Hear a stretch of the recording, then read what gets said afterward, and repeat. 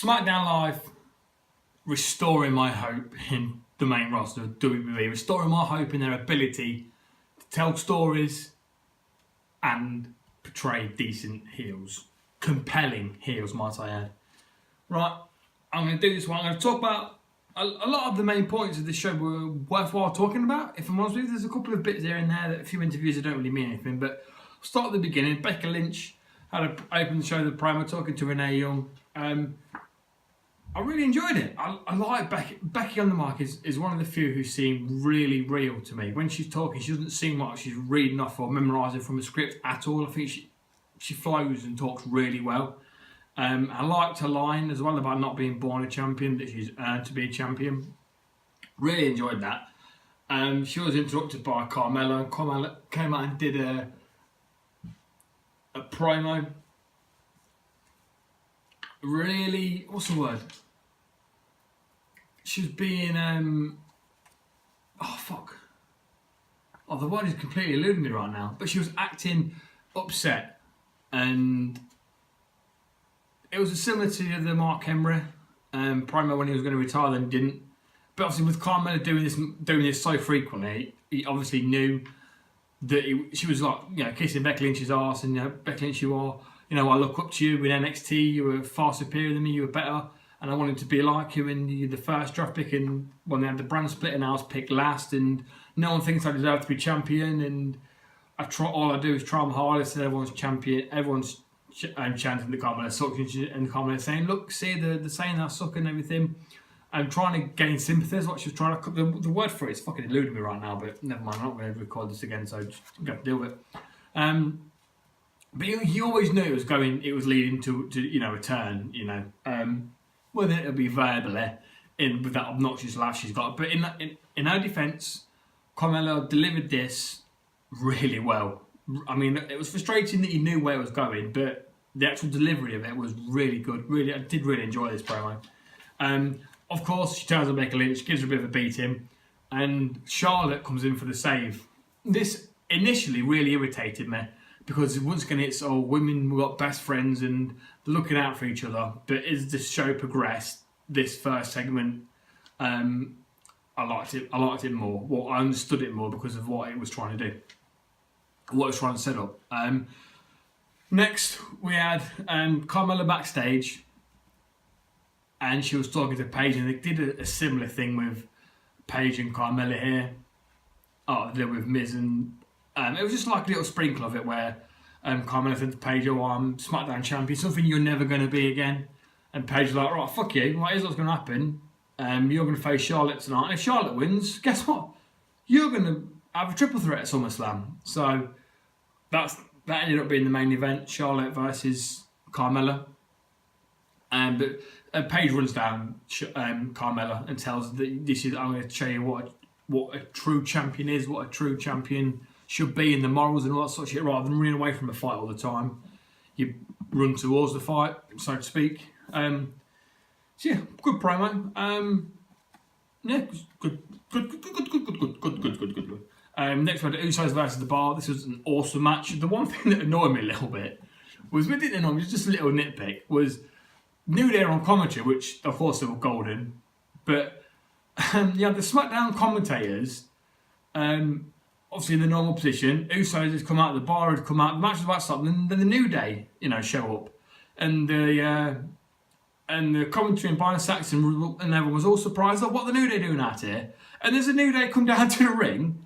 Right next to the commentator table is a big fucking orange, full of pancakes and burritos, announce table. And it's like, how can you honestly portray that you don't know what they're doing out here when there's this big fucking commentary table that is New Day up to fuck?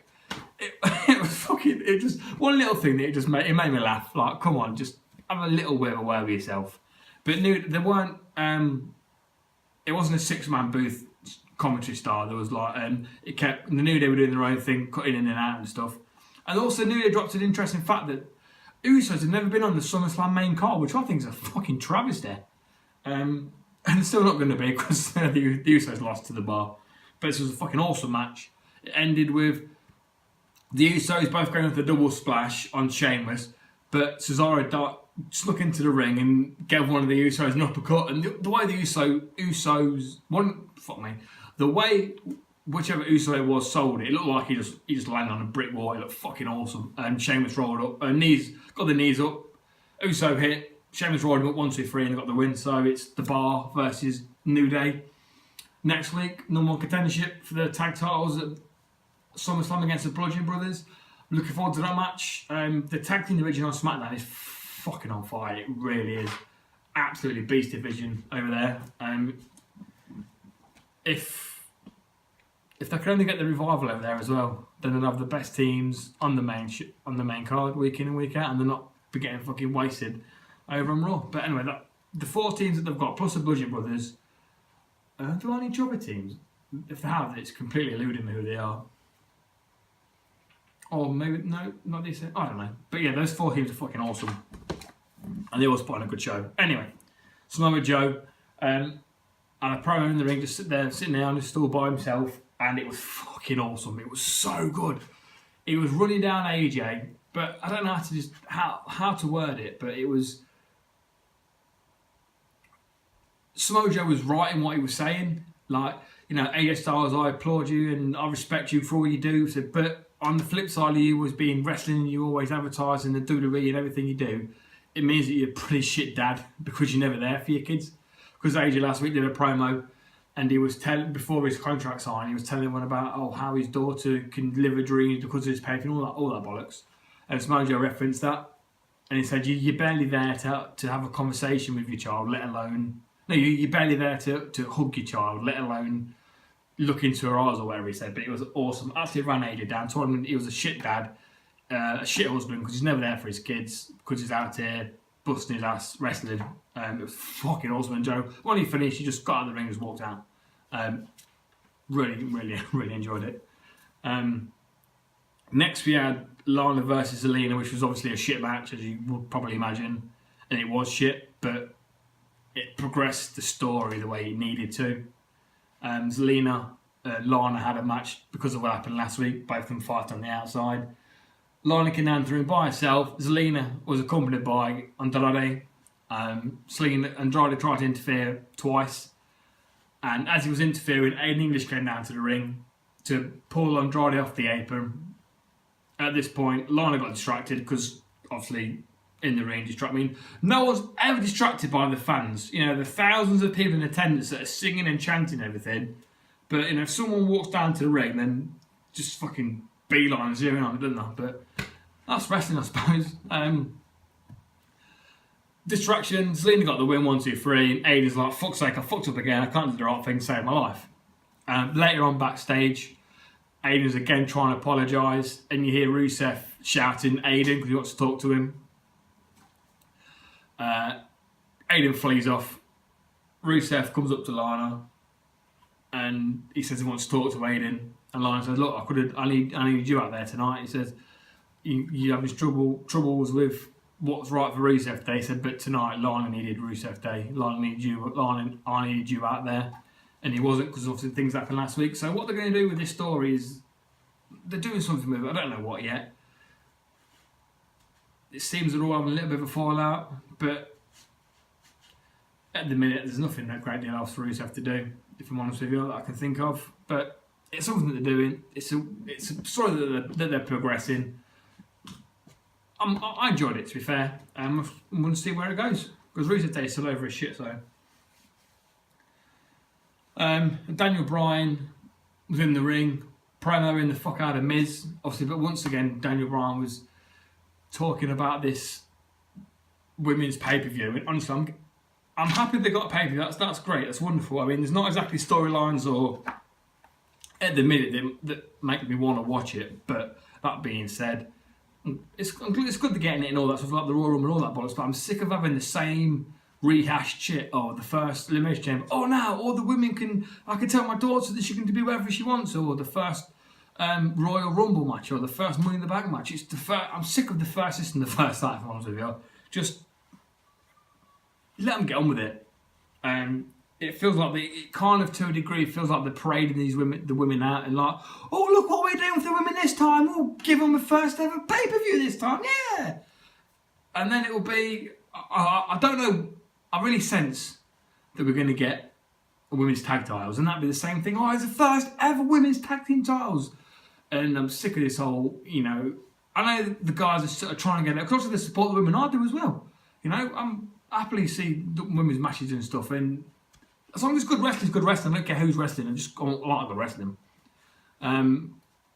But it just feels like they're parading them out and about sometimes to me. Just the first this and the first that all over the place, but that's just the way I feel. Let's hope they can build some stories to make the pay-per-view worth watching, to be honest with you. Anyway, that was a silent. Sidebar there, quite bad, didn't I? Anyway, basically this was the same thing with The Miz and Daniel Bryan. Even though Daniel Bryan's wrestled in WWE for fuck knows how many years, I don't actually know, 5 maybe. That's a really wild guess. Miz is still talking about this isn't the bingo. I mean, they used to get a reaction, like a shock reaction, when he first said it, but now it's just, par for the course now. The Miz was telling he's not the bingo horse. He doesn't get called out. He doesn't do what Daniel Bryan wants him to do. The Miz was on set, Miz and Mrs. Yeah, so he wasn't there live. Daniel Bryan told Miz that you're soft. Basically, once again, it implies not a very good wrestler, and also implied that you're never going to be The Rock. You're never going to get to Hollywood. You're never going to be John Cena. Was there anything else that was really said? Daniel challenged him to a match at SummerSlam. But if they want, I'm fine with it being at the SummerSlam. I don't think we need to wait till Mania. If they want to rekindle the spark of the Big Four, then having this match at SummerSlam makes perfect sense. It was kind of more of the same really with these two.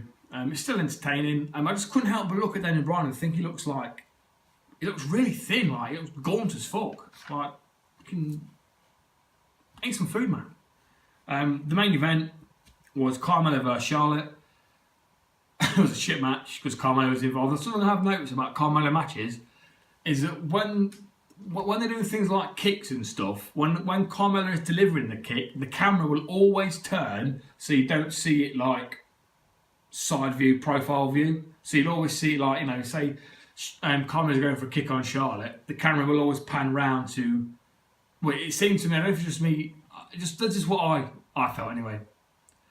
It always seemed like the camera was panning around to the back of Charlotte, so you never saw where the foot was going, you just saw Charlotte sell.